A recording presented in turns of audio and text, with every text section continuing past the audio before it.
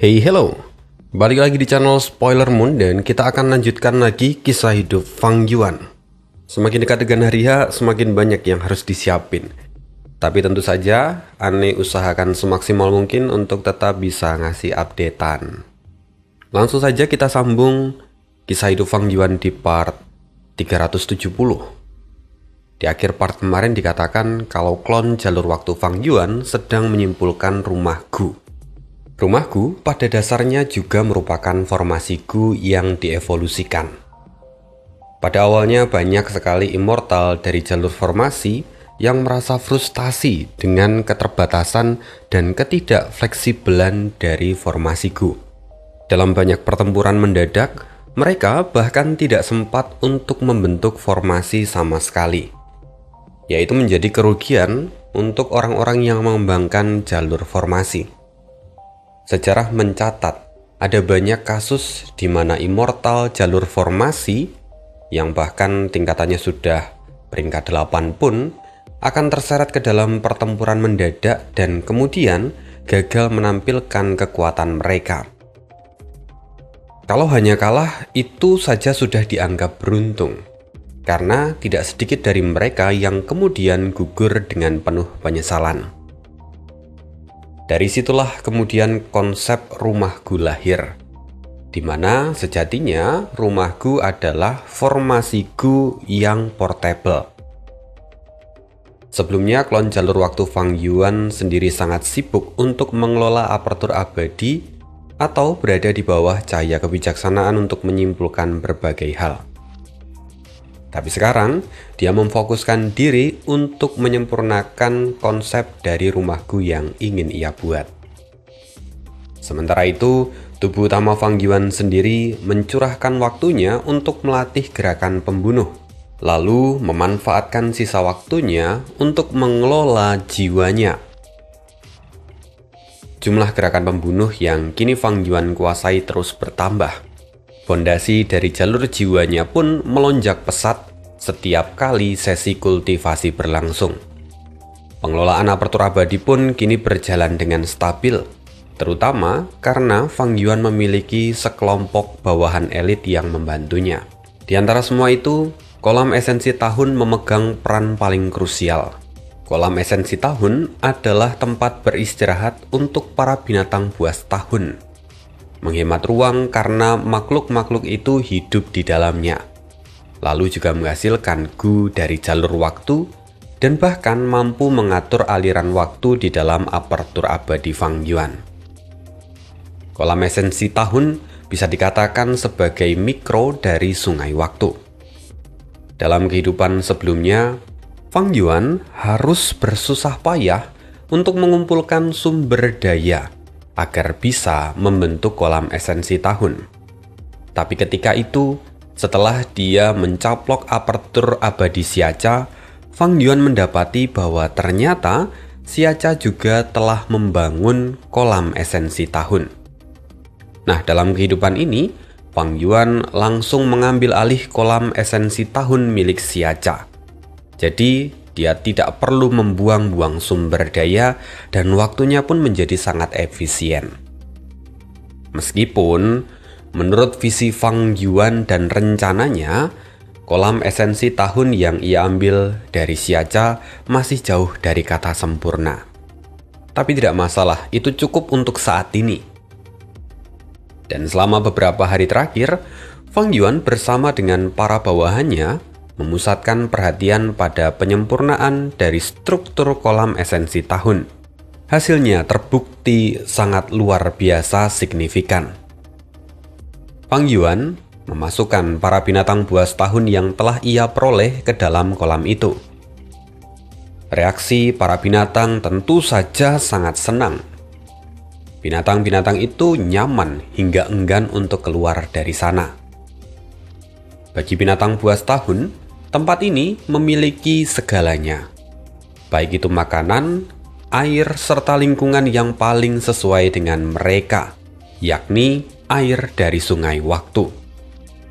Yang terpenting, tidak ada musuh atau predator di sana. Kondisinya menjadi jauh lebih aman dibandingkan dengan sungai waktu yang sebenarnya. Sebelum kolam ini disempurnakan, binatang buas tahun dan kelompok elang selalu saja menjadi beban besar bagi aparatur abadi Fang Yuan, karena mereka itu tidak bisa akur dan selalu melakukan pertikaian.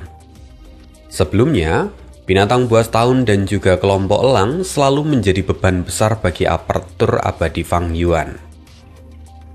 Dengan kemajuannya saat ini, maka masalah binatang buas tahun telah sepenuhnya teratasi. Di saat yang sama, masalah pengelolaan kelompok elang ternyata juga sudah mengalami kemajuan besar, di mana Fang Yuan membangun rantai makanan bagi elang-elang itu. Dimulai dari Fang Yuan mendirikan banyak sekali sarang elang. Setelah itu dia memilih burung penenun rumput sebagai sumber makanan utama mereka. Burung penenun rumput sendiri dipilih karena dia memiliki sifat yang unik. Pada musim semi, burung-burung itu masih berupa biji. Dan setelah biji-biji itu tumbuh, secara bertahap terbentuklah hamparan padang rumput. Kemudian ketika musim panas tiba, rumput-rumput itu saling menenun satu sama lain dan membentuk wujud burung. Nah, burung inilah yang kemudian terbang berkelompok dan disebut sebagai burung penenun rumput. Ketika memasuki musim gugur, mereka akan bermigrasi secara massal. Lalu ketika musim dingin datang, burung-burung itu akan kembali jatuh ke tanah. Wujudnya menghilang dan dia melahirkan biji-biji baru. Benih-benih itu akan terkubur di bawah salju dan menunggu musim semi berikutnya tiba. Spesies ini sangat mudah untuk dibudidayakan dan bereproduksi dengan kecepatan yang tinggi. Meskipun para elang sebenarnya tidak terlalu menyukai burung penenun rumput, tetapi rantai makanan baru saja terbentuk dan mereka tidak punya pilihan lain.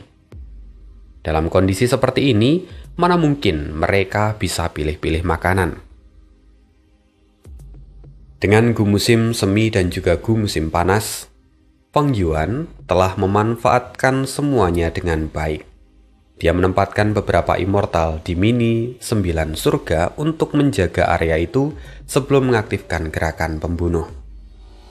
Fang Yuan telah memodifikasi 2 gerakan pembunuh dari jalur waktu, sehingga kelompok elang yang kelaparan akhirnya memiliki sumber daya makanan. Dan Fang Yuan pun terbebas dari penderitaan yang mengharuskan dia untuk membeli pakan dari luar. Pada periode yang sama dalam kehidupan sebelumnya, Fang Yuan bahkan belum memiliki rencana khusus untuk kelompok elang itu.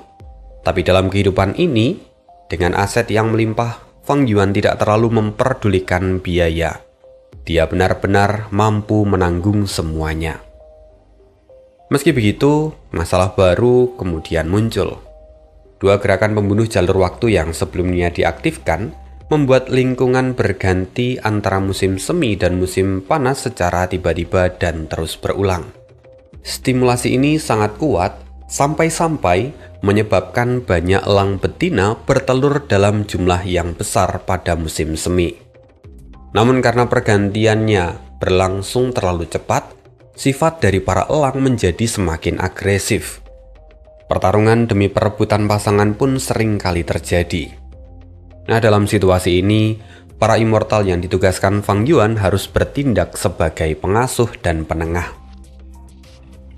Rantai makanan sederhana ini masih berada di tahap awal dan di masa depan akan lebih banyak elemen yang akan ditambahkan untuk membentuk sistem yang lengkap dan stabil. Setidaknya, ini bukanlah kerugian bagi Fang Yuan, karena dia juga memperoleh sejumlah besar telur elang.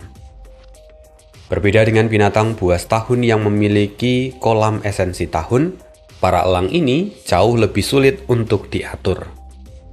Rantai makanan yang lengkap melibatkan banyak aspek. Mengubah satu bagian saja dapat mempengaruhi keseluruhan sistem yang ada. Dalam beberapa kasus, bahkan seekor ulat kecil pun bisa membawa dampak luas bagi aparatur abadi Fang Yuan. Karena itu Fang Yuan masih harus memikirkan pengaturan jangka panjang. Saat ini, aparatur abadi berdaulat masih memiliki ruang kosong yang sangat luas. Menyimpulkan sistem pengelolaan yang menyeluruh jauh lebih sulit dibandingkan dengan menyimpulkan satu gerakan pembunuh peringkat 6. Jumlah variabel yang perlu diperhitungkan akan semakin mengerikan seiring dengan berjalannya waktu. Namun berkat pengelolaan apertur abadi yang stabil, pencaplokan tanah terberkati, serta penyerapan gua surga secara bertahap, membuat sumber daya di dalamnya telah melampaui sebagian besar Gu Immortal di dunia. Perkembangan ini tentu membuat Fang Yuan merasa puas. Sementara itu, klon jalur waktu Fang Yuan kini terus melakukan deduksi untuk menyimpulkan rumah Gu. Dan akhirnya, hari ini rancangan rumah Gu, kapal perang ribuan tahun milik Fang Yuan, telah selesai. Dalam kehidupan sebelumnya, Fang Yuan selalu ingin menggunakan rumah Gu untuk menjelajahi sungai waktu. Karena dengan begitu, maka Fang Yuan memiliki peluang untuk membawa bawahannya dan terlibat dalam pertempuran peringkat 8. Fang Yuan tidak akan lagi jatuh dalam kondisi pasif. Ketika itu, Fang Yuan telah gagal berkali-kali. Bahkan rumah Gu pertamanya yang belum sempurna pun dihancurkan oleh Li Huang. Dalam kehidupan ini, Fang Yuan telah belajar dari semua kegagalan itu. Dan untuk sementara, dia menurunkan standarnya dan mulai dengan mengkonseptualisasikan rumah Gu dari jalur waktu yang lebih realistis dan dapat segera digunakan. Karena itulah, klon jalur waktu Fang Yuan akhirnya menyelesaikan rancangan dari rumah Gu, kapal perang ribuan tahun. Sementara itu di pengadilan surgawi, mereka juga tidak tinggal diam. Saat ini proyek pembangunan kapal pesiar juga telah memasuki tahap paling krusial. Sama seperti di kehidupan Fang Yuan sebelumnya. Seorang immortal dari jalur aturan peringkat 8 dari pengadilan surgawi saat ini memimpin penyempurnaan itu. Dia adalah Chong Yan.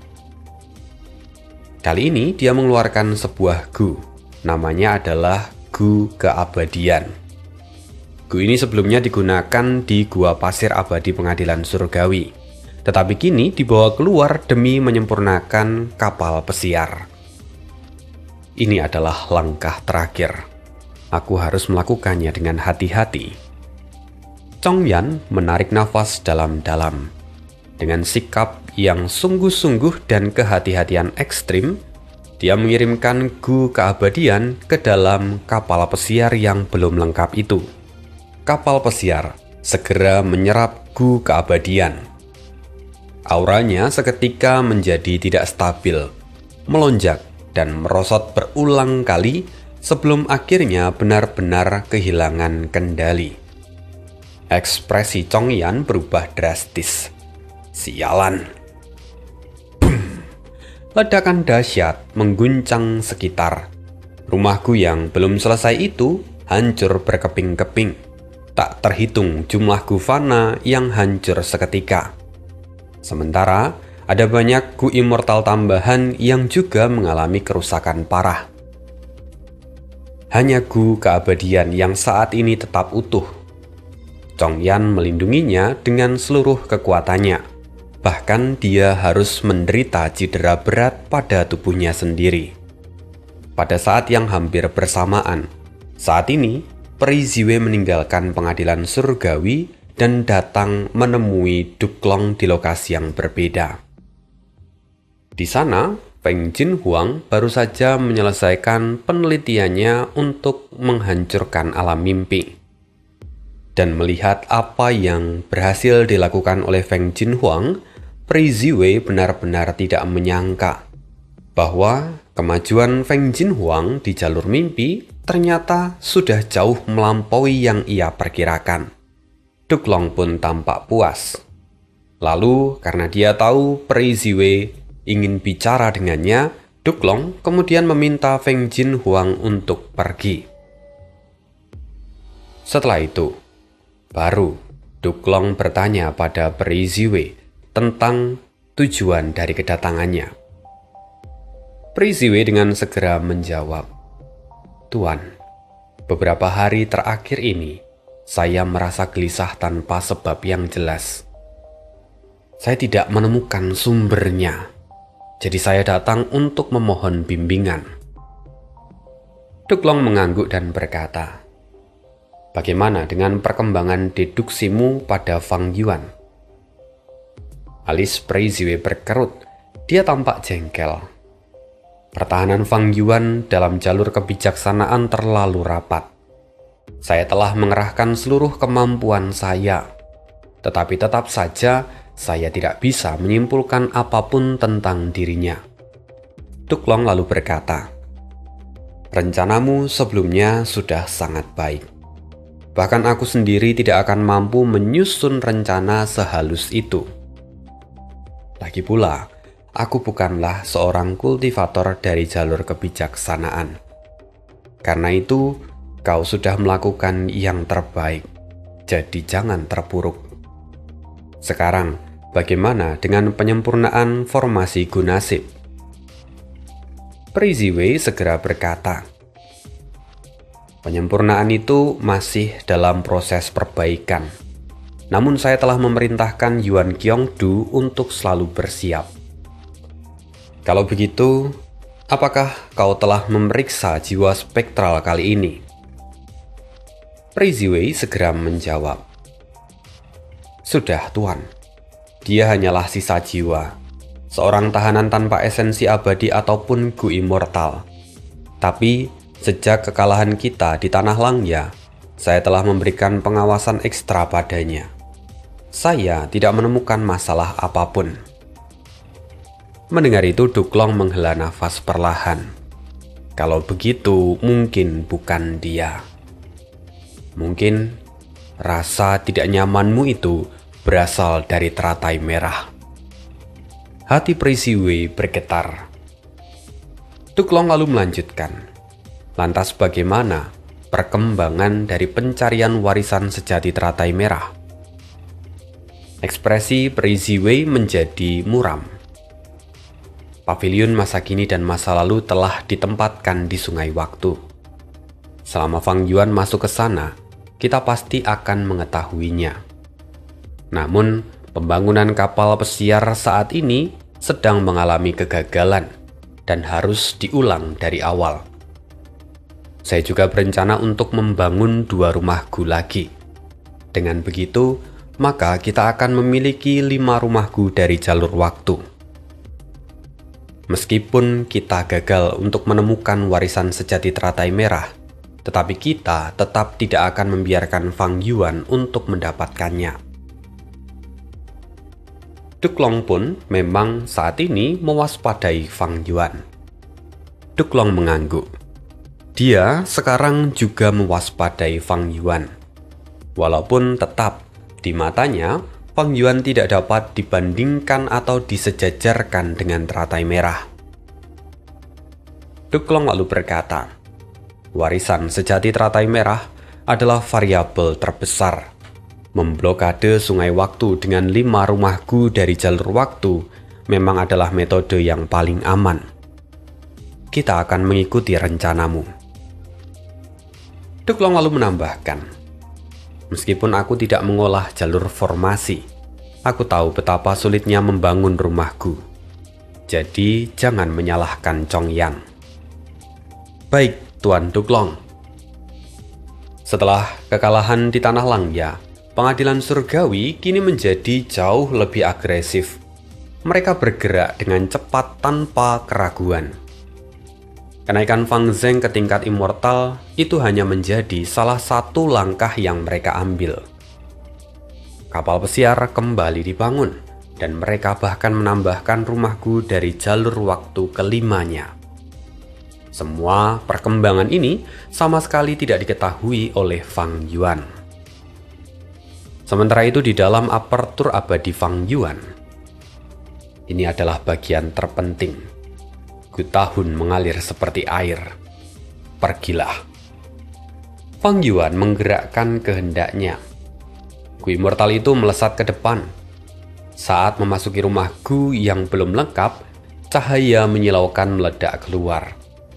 Cahaya itu kemudian diserap, dipantulkan lalu berkedip antara terang dan gelap. Fang Yuan mengendalikan seluruh proses dengan konsentrasi penuh. Tak terhitung jumlah pikiran yang muncul di benaknya. Bergulung seperti ombak lautan. Kehendaknya terkuras dengan cepat, mencair seperti salju di bawah terik matahari. Dalam waktu singkat, tubuh utamanya sudah basah oleh keringat. Klon jalur waktunya juga hadir untuk membantu menahan tekanan yang luar biasa itu secara paksa. Namun, pengorbanan yang Fang Yuan lakukan tidaklah sia-sia. Cahaya warna-warni perlahan menyatu, berubah menjadi cahaya biru yang jernih dan stabil. Kilauan yang semula tak menentu kini berhenti berfluktuasi. Ketika cahaya biru itu sepenuhnya ditarik kembali dan menghilang, wujud Rumah Gu pun akhirnya terlihat jelas. Inilah Rumah Gu peringkat 8, kapal perang ribuan tahun. Rumah Gu ciptaan pertama Fang Yuan yang mencapai peringkat 8 dengan sukses. Di saat pengadilan surgawi gagal membangun kapal pesiar, Fang Yuan justru berhasil membangun Rumah Gu miliknya. Tentu, keberhasilan ini bukan hanya berkat pencapaian jalur waktu yang dia punya, tetapi juga karena pencapaian jalur formasi dan jalur kebijaksanaan miliknya. Fang Yuan tampak sangat puas. Ini adalah Rumah Gu pertama yang kubuat. Sebuah ciptaan yang sepenuhnya baru, dan pasti akan memberikan kejutan besar bagi semua musuhku di medan perang yang akan datang. Dalam kehidupan sebelumnya, Fang Yuan pernah berniat membangun Rumah Gu, tetapi tidak pernah benar-benar berhasil. Namun dalam kehidupan ini, dia berhasil membangun kapal perang ribuan tahun. Dan hasilnya jauh melampaui harapannya. Namun, ini bukanlah titik akhir dari rasa puas Fang Yuan, melainkan ini baru permulaan. Fang Yuan memiliki rencana besar. Dia memperkirakan akan membangun setidaknya 3 Rumah Gu. Pada akhirnya, rencana ini akan menghabiskan seluruh sumber daya yang berhasil ia kumpulkan dalam kehidupan ini. Kapal perang ribuan tahun untuk sementara waktu dikesampingkan. Klon jalur waktunya kini hampir pingsan selama proses pembangunan kapal itu, dan kini dia berada dalam kondisi yang buruk. Fang Yuan hanya bisa memberi dia perintah untuk beristirahat, menghentikan seluruh proses dari deduksi untuk sementara waktu. Sementara tubuh utama Fang Yuan juga beristirahat selama 2 hari. 2 hari di dunia luar itu setara dengan beberapa bulan di dalam apertur abadi. Dan setelah beberapa waktu berlalu, klon jalur waktu akhirnya pulih dan kembali memperoleh kemajuan baru dalam deduksinya. Akhirnya, Fang Yuan berhasil membuat formasi Gu seperti sebelumnya. Setelah mengerahkan semua tenaganya, Fang Yuan berhasil membangun formasi itu. Dia pun segera memutuskan untuk bertindak terhadap Liu Hao. Apertur abadi Liu Hao saat ini masih berada di dalam tubuh fisiknya, tetapi jiwanya telah diekstraksi terlebih dahulu oleh Fang Yuan dan dipenjarakan di lokasi lain. Fang Yuan lalu kemudian mengambil Gu ruang tetap dari dalam apertur abadi Liu Hao. Hampir seperti kejadian sebelumnya.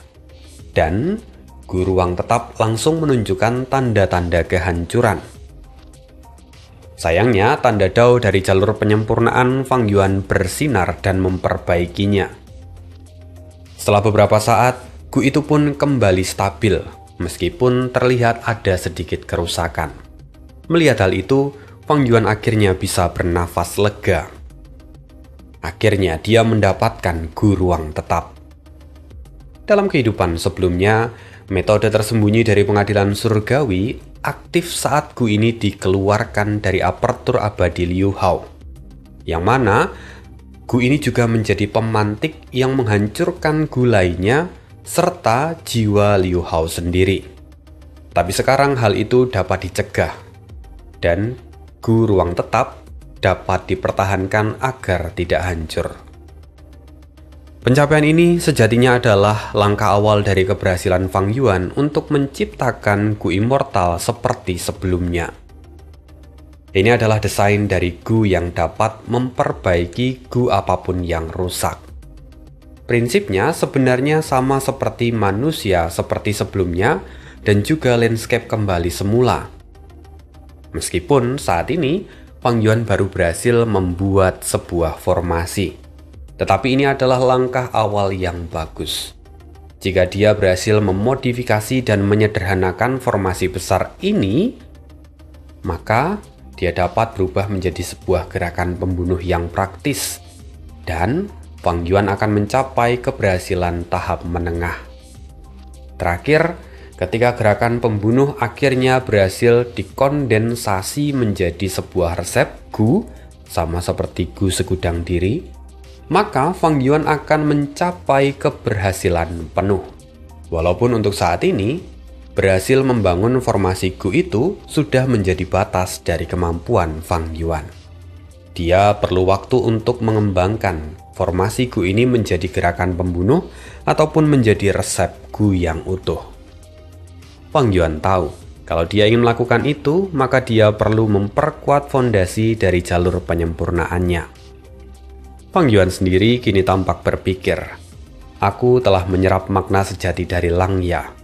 Pencapaian jalur penyempurnaanku kini mencapai tingkat Grandmaster Agung. Tapi di dalam sejarah, jalur penyempurnaan masih memiliki dua tokoh monumental lain yang setara dengan Langya, yaitu Tiannan dan Kong Jue. Sebagian besar warisan mereka pasti telah dikuasai oleh pengadilan surgawi.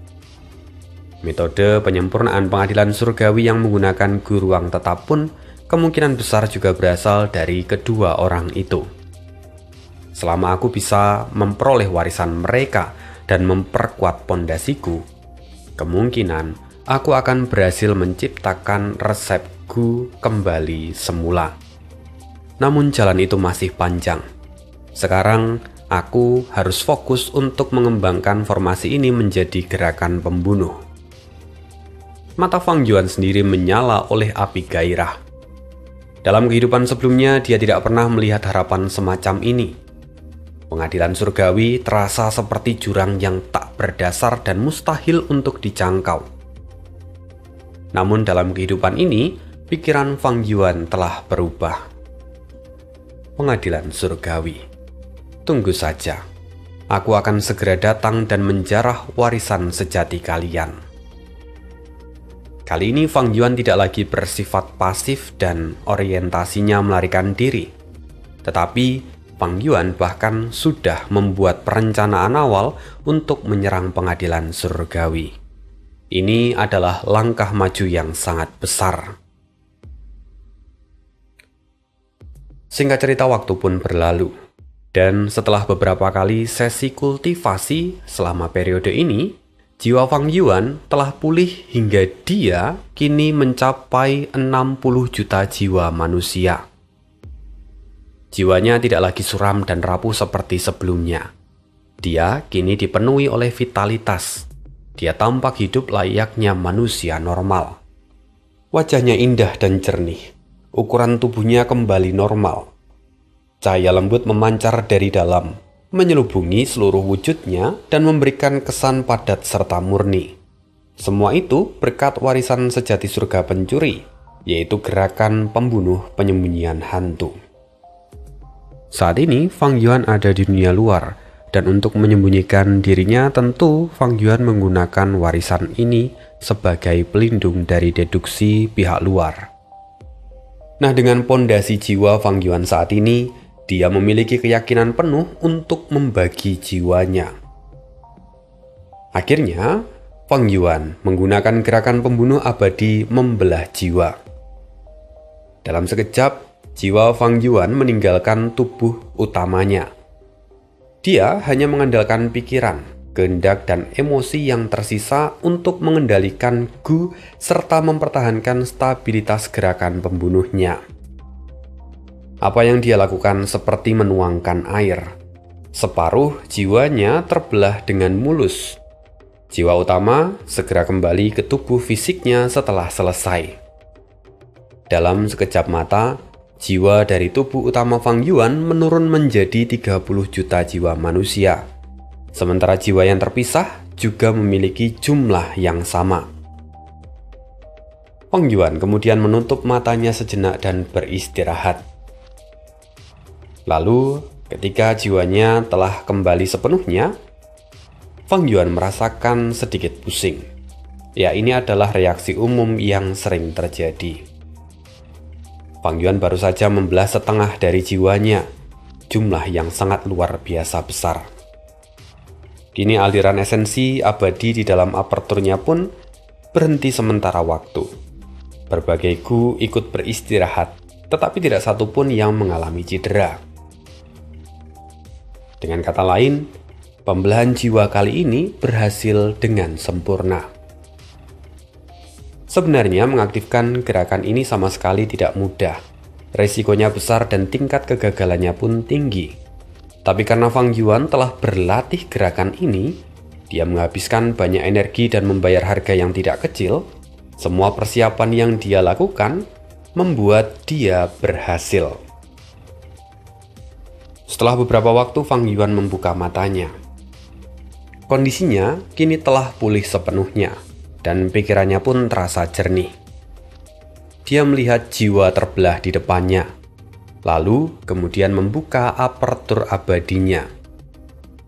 Jiwa terbelah itu segera masuk ke dalam apertur abadinya, dan Fang Yuan pun segera masuk ke dalam aperturnya sendiri.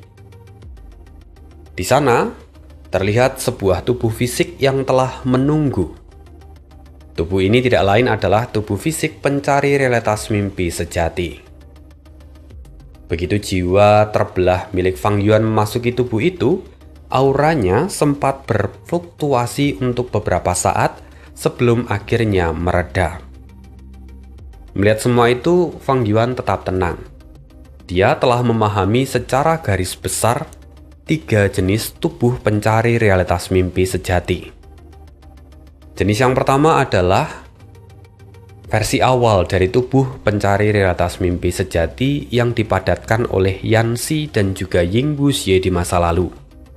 Tubuh itu hanya memiliki umur 18 jam, tetapi kultivasinya akan meningkat 1 peringkat setiap 2 jam. Ya, kekuatannya akan terus melonjak dan mencapai tingkat yang sangat mengerikan menjelang akhir dari masa hidupnya. Namun, tubuh jenis ini membutuhkan sejumlah besar Gu immortal serta alam mimpi dalam jumlah yang masif. Fang Yuan tentu tidak mampu memenuhi syarat ini.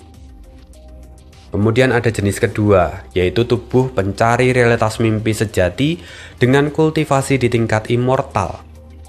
Fang Yuan sudah menggunakannya beberapa kali, termasuk untuk menghentikan pengejaran para immortal di perbatasan selatan. Dan juga, Fang Yuan pernah memanfaatkannya untuk melakukan transaksi dengan Ji Guiyou. Nah, kelemahan terbesar dari tubuh jenis yang kedua ini adalah batas waktu yang ia miliki, di mana setelah batas waktu yang ditentukan, tubuh itu akan meledak dan kembali menjadi alam mimpi. Terakhir, jenis ketiga adalah tubuh fisik pencari realitas mimpi sejati yang sempurna, yang mana tubuh itu Fang Yuan pelajari dari Feng Jin Huang. Nah, tubuh ini memang hanya mengkonsumsi sejumlah kecil alam mimpi dan hampir tidak membutuhkan Gu immortal. Bahkan kalau diperlukan, Gu immortal itu dapat diganti dengan Gu fana. Tubuh ini sendiri tidak akan hancur, ya seperti tubuh manusia pada umumnya. Artinya, tubuh ini adalah yang paling ideal untuk jangka waktu lama. Nah, masalahnya adalah tubuh ini hanya tubuh dari manusia fana. Dengan segala pertimbangan, maka Fang Yuan akhirnya memilih tubuh jenis ketiga. Karena tubuh itu memang sama dengan tubuh manusia. Dia juga memiliki apertur. Satu-satunya kekurangannya adalah berada di peringkat 1. Nah, beberapa saat kemudian, tubuh pencari realitas mimpi sejati itu akhirnya terbuka.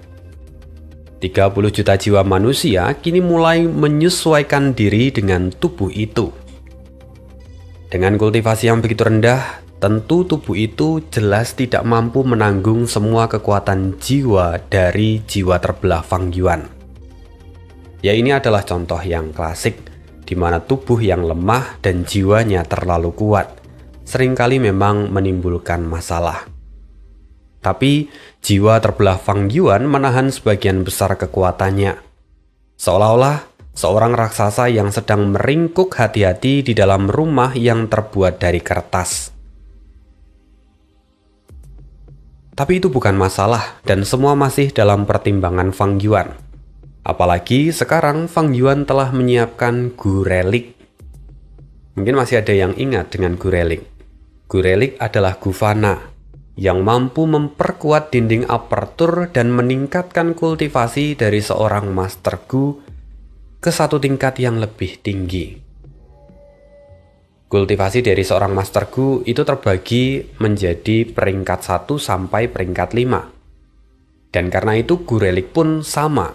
Peringkat 1 ada Gu Relik Tembaga Hijau, peringkat 2 Gu Relik Baja Merah, peringkat 3 Gu Relik Perak Putih, peringkat 4 Gu Relik Emas Kuning, dan peringkat 5 Gu Relik Kristal Ungu. Apapun peringkatnya, Gu Relik selalu merupakan harta yang berharga, dan nilainya jauh melampaui Gu Fana pada umumnya di tingkat yang sama. Sebagai contoh, Gu Relik Baja Merah dihargai sekitar 8.000 Primeval Stone di dunia Fana, di mana kalau di tingkat yang sama, biasanya Gu itu hanya dihargai sekitar 1.000 Primeval Stone. Ya, itu jauh lebih mahal. Di pasar tingkat Fana, paling banyak Gu Relik Perak Putih yang beredar. Sementara Gu Relik Emas Kuning itu sangat langka dan umumnya hanya dimiliki oleh kalangan atas. Sementara di toko kuning, situasinya sedikit lebih baik. Bagaimanapun tempat itu memang adalah pasar terbesar dari para immortal. Di sana, Gu Relik peringkat 1 hingga 3 dijual dalam jumlah besar, dengan harga yang tentunya relatif oke.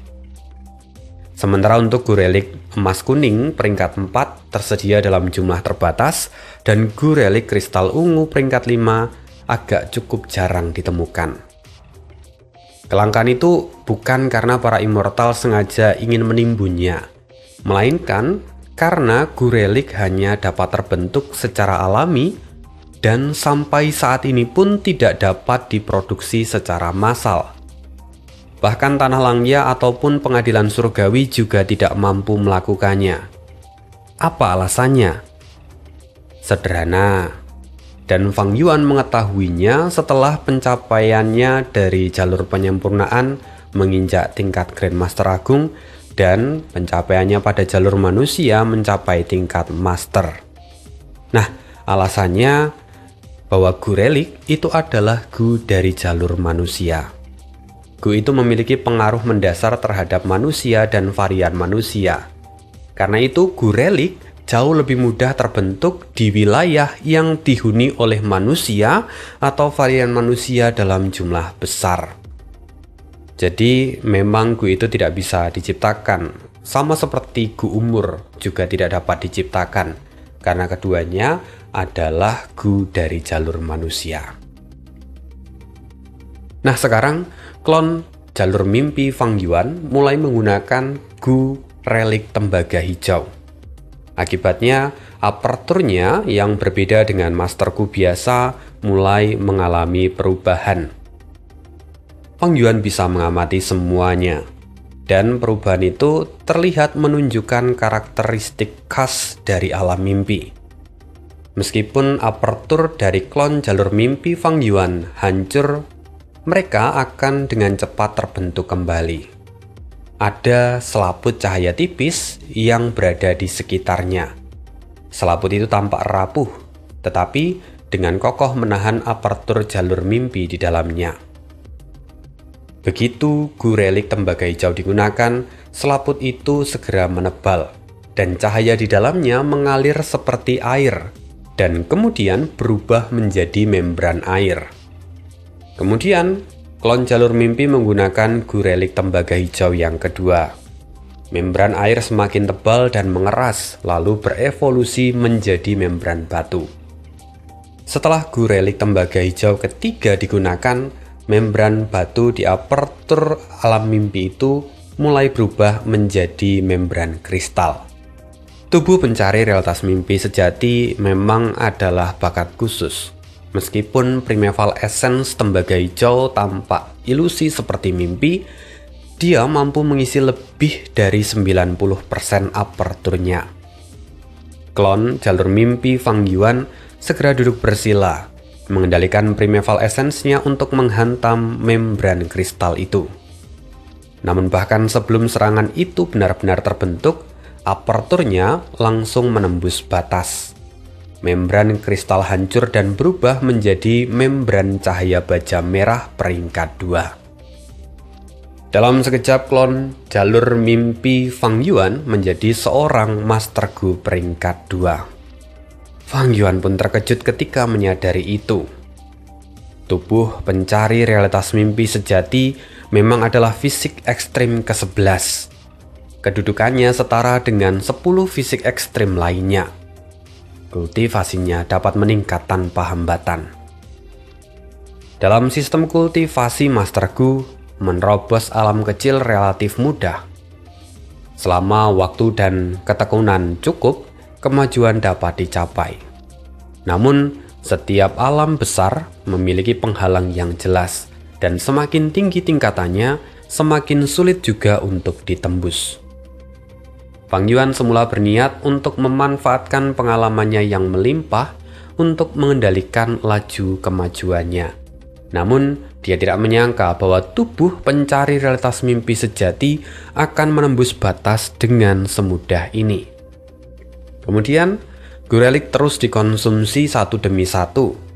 Kultivasi dari klon jalur mimpi Fang Yuan melonjak tanpa henti, terus menerobos ke tingkat berikutnya. Sampai akhirnya, tubuh klon jalur mimpi Fang Yuan mencapai peringkat 5. Dan untuk meningkatkannya, Fang Yuan memerlukan gu relik kristal ungu. Nah, umumnya gu ini sangat sulit untuk didapatkan, bahkan di toko kuning juga begitu. Tapi, kalau kita ingat, dulu Fang Yuan sendiri pernah mendapatkan gu relik kristal ungu dari Langya. Yang artinya, Langya memang punya. Karena Langya selalu memelihara manusia berbulu dari waktu ke waktu, dan jumlahnya pun sangat besar, sehingga gu relik kristal ungu tercipta secara alami. Stok yang dimiliki oleh perbendaharaan Langya sangat banyak, jadi Fang Yuan tidak perlu mengkhawatirkan hal semacam itu. Dalam waktu singkat, tubuh dari klon jalur mimpi Fang Yuan telah mencapai peringkat 5 tahap puncak. Dia sudah siap untuk mengalami kenaikan ke ranah immortal. Fang Yuan pun lalu berkata, "Bersiaplah untuk melakukan kenaikan ke immortal." Fang Yuan mengirimkan klon dari jalur mimpinya keluar dari apertur abadi berdaulatnya. Kenapa harus mengirimnya keluar? Karena klon jalur mimpi Fang Yuan tidak bisa menjalani bencana kesengsaraan di dalam apertur abadi berdaulatnya. Kalau Fang Yuan memaksa melakukan itu, maka gangguan besar akan terjadi pada Qi langit dan bumi. Hal itu tentu akan merusak keseimbangan internal dari apertur Fang Yuan. Karena itu, rencana Fang Yuan adalah membiarkan klon jalur mimpi miliknya menjalani kesengsaraannya di luar. Namun, ketika semua prosesi itu hendak dilakukan, Fang Yuan tiba-tiba merasakan perasaan bahaya yang amat kuat. Tatapannya jadi serius. Dengan pencapaiannya pada jalur kebijaksanaan yang mendalam, perasaan bahaya yang muncul tanpa sebab itu jelas bukan ilusi, melainkan sebuah firasat. Fang Yuan tidak berani mengabaikannya.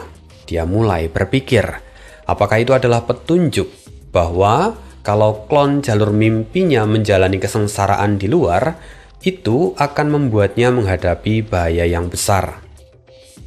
Alis Fang Yuan berkerut. Untuk naik ke tingkat immortal, seorang Master Gu memang harus menjalani bencana dan kesengsaraan. Dan menurut logika umum, betapapun surga memperkuatnya, tetap akan ada batas dari bencana kesengsaraan yang datang. Umumnya, bencana kesengsaraan peringkat 6 tidak akan mungkin melampaui peringkat 7. Tapi, jika itu adalah bencana kesengsaraan dari jalur mimpi, aku pun tak tahu. Pikiran Fang Yuan semakin dalam. Kenaikan kerana immortal dari tubuh pencari realitas mimpi sejati kemungkinan besar akan memicu malapetaka dari jalur mimpi. Namun, Fang Yuan hampir tidak memiliki pemahaman yang konkret mengenai hal ini. Dalam kondisi sekarang, bahkan sosok sekuat Duklong pun tidak memiliki metode efektif untuk menghadapi jalur mimpi. Dalam aspek ini, Fang Yuan memang memiliki keunggulan karena dia telah berulang kali membongkar alam mimpi. Namun pemahamannya itu tetap tidak maha kuasa. Selain itu, alam mimpi secara mendasar terbagi menjadi dua jenis, yaitu alam mimpi realistis dan alam mimpi yang abstrak. Kalau klon jalur mimpiku menjalani kenaikan immortal, apakah itu akan memberikan kesempatan untuk kehendak surga menyerangku?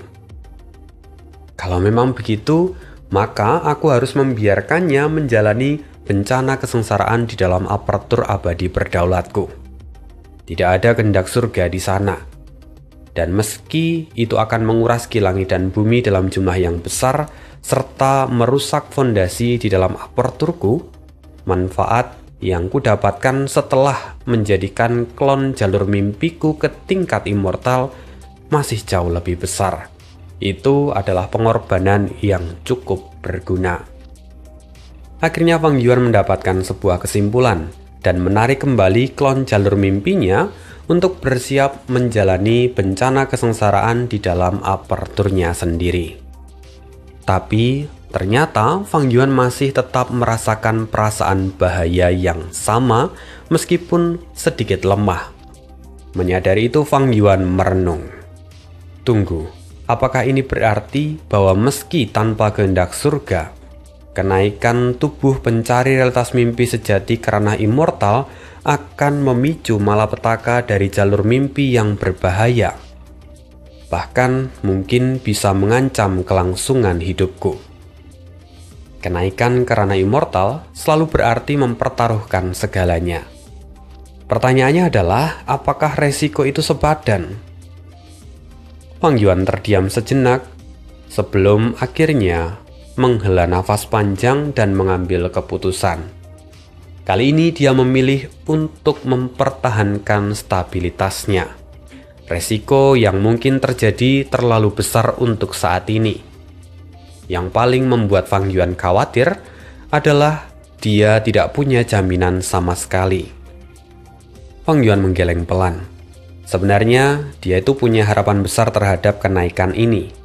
Kalau dia berhasil, maka dia tidak hanya akan memperoleh klon jalur mimpi sejati di ranah immortal, tetapi juga peluang inspirasi alami yang dapat memperdalam pemahamannya terhadap jalur mimpi dan memberinya kemungkinan untuk mendapatkan Gu immortal dari jalur mimpi.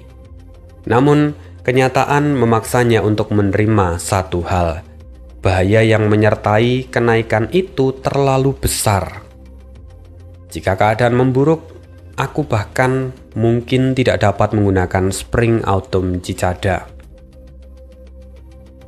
Dalam kehidupan ini kemajuan Fang Yuan terlalu baik.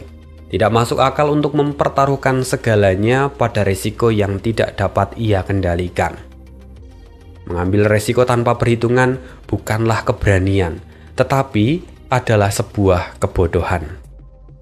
Karena itu Fang Yuan kemudian berkata, "Kalau begitu lupakan untuk saat ini. Aku akan menunda kenaikan klon jalur mimpi untuk saat ini." Dan begitulah kisah hidup Fang Yuan hari ini. Kisahnya cukup panjang dan kompleks ya. Dari mulai persiapan rumahku sampai kemudian Fang Yuan yang membelah jiwanya lagi dan ingin mengembangkan seorang immortal dari jalur mimpi. Tentu ini akan menjadi pijakan yang sangat kuat kalau Fang Yuan kemudian sukses. Dan kita akan cari tahu lagi kisah hidup Fang Yuan berikutnya di next video. Terima kasih, see you again in next video, dan bye.